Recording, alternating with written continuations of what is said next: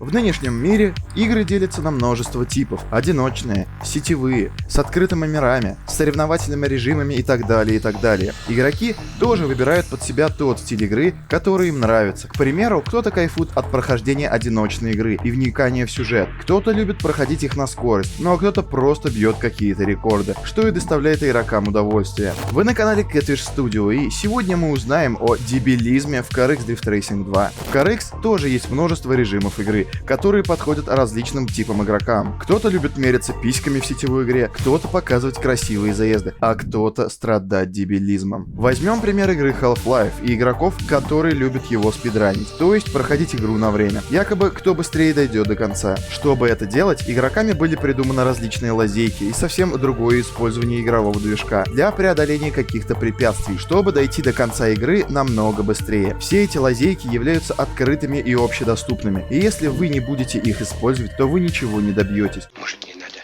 Надо, Федя. Надо. То есть эти хитрости нужно использовать для того, чтобы ставить рекорды, и вами восхищались игроки, мол, поглядите-ка, какой задрот. В CarX Drift Racing 2 вы тоже можете играть на рекорды, так как совсем недавно туда добавили такую штуку, как топ лучших людей, набравших очки в заезде. И этот рейтинг присутствует как в одиночной игре, где игра показывает людей, которые набрали больше других игроков на этой трассе очков, так и в парном дрифте. Когда начинаешь смотреть лучшие заезды в одиночной игре, ты понимаешь, что тут игроки делают все, чтобы набрать очков как можно больше и используют, так скажем, все вот эти вот лазейки и хитрости, чтобы зайти в топ игроков. В одиночной игре не существует никаких правил, каждый едет так, как он хочет. А вот что уже касается парного дрифта, тут да. Просто адский дебилизм в CarX Drift Racing 2 заключается в том, как люди гонятся за рейтингом и цифрами, которые им абсолютно ничего не дадут, кроме, наверное, плохой репутации. В парном дрифте, как нам известно, существуют свои правила, нужные углы, скорость,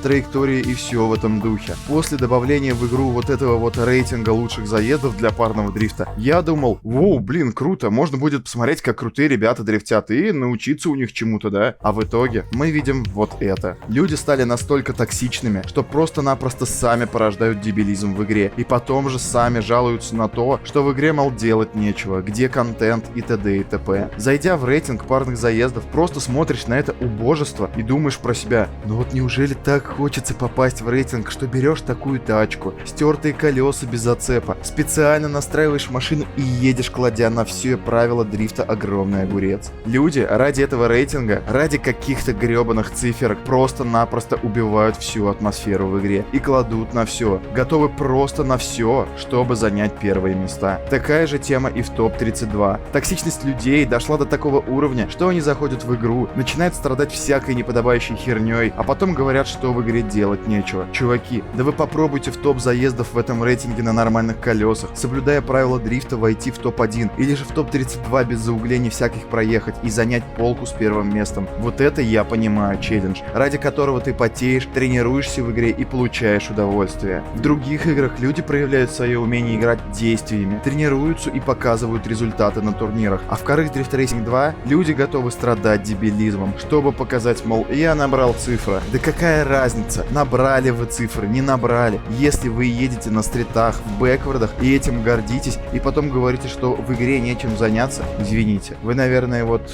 его брат-близнец и наследовали его гены. Я надеюсь, вы поняли, о чем я. Вот такой видосик получился, никого не хотел обидеть и задеть, просто высказывал свое мнение, друзья, так как реально дебилизм в игре развивается только за счет игроков и не более. Спасибо за просмотр, с вас лайкос и подписка с колокольчиком, пишите в комментарии, бесит ли вас эта ситуация или нет. А я на этом с вами прощаюсь, всем пока-пока.